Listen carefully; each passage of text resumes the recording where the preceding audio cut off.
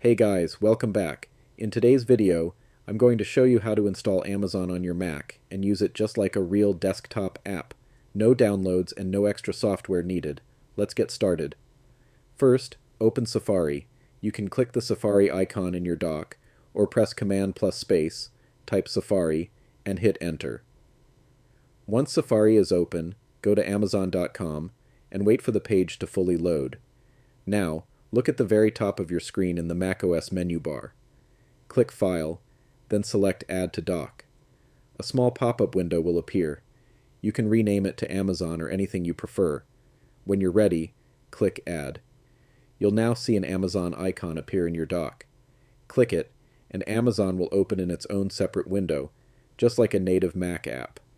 You can even close Safari completely, and Amazon will keep running on its own.